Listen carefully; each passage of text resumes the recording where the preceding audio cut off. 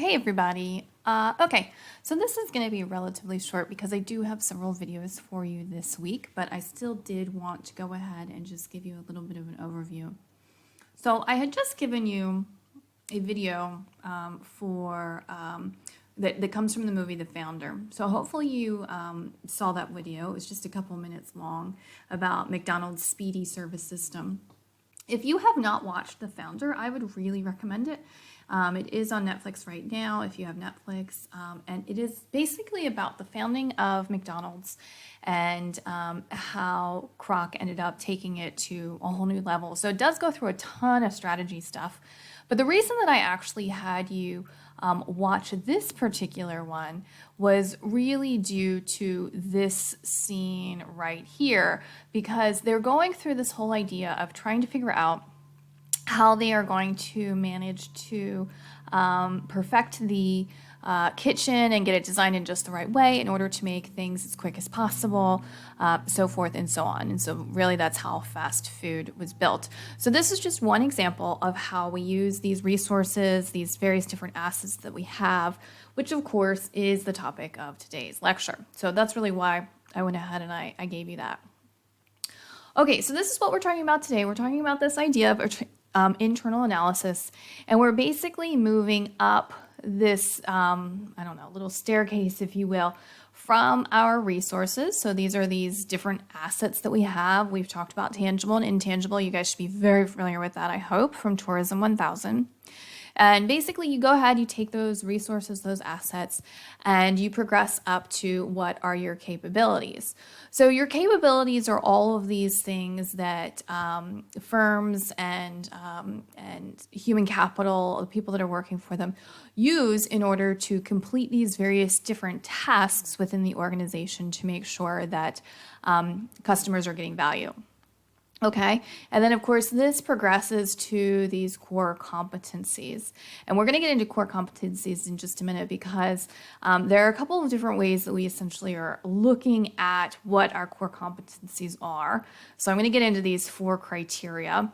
And then of course you do also have another video coming up on value chain. Now we're not really going to talk about outsourcing too much at this point in time. We are going to talk about outsourcing very briefly in tutorials, but it's not really something I wanted to worry about, to focus on too much today. I think some of you are familiar with outsourcing. It's something that is typically very frowned upon in our particular industry, simply because the idea is we're very human focused and we want to make sure that we have that good service interaction.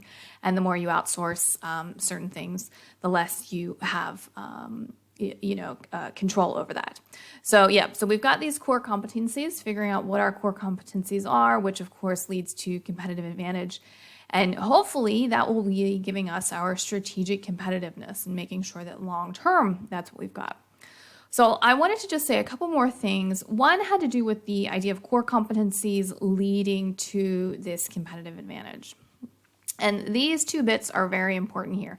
Every core competency is a capability, but not every capability is a core competency. So there's lots and lots of different things that we could be doing within our organization that we have to do, but it's not necessarily this core competency, if you will. So our capabilities have to be seen as being unique and valuable from the customer's point of view. And then when we talk about this core competency, they have to be inimitable, so not easily imitated, and then ideally non-substitutable. So the idea is that, yes, you could go to a competitor to get something similar, but not the same exact thing. So that's where this non-substitutable bit is that they're not going to get the same thing if they go to a competitor. They might get something similar, but they want to come to you because what you're offering is so much better. And that is a big part of what gives us that competitive advantage. So the other thing that I really wanted to point out is, as we were saying before about these 4 criteria for creating this competitive advantage, this is basically what I was just mentioning. So these are the two, the valuable and unique, that our customers are looking for. And then when we talk about comparing to competitors, we can't easily imitate it. And then, they can't get the same thing somewhere else. Okay, there's just no strategic equivalent. Okay, so you have several more videos coming up that go into a lot more detail and explain this quite well. So I figured I would just go ahead and give those to you. You do have a chapter that does reinforce a lot of the information you need to know about internal environments. And then I did give you some tutorial prep homework that should be fun for you to basically take what you're looking at today, or at least during this week, and implementing that. And then we'll get back into discussing that in more detail when we see you for tutorials.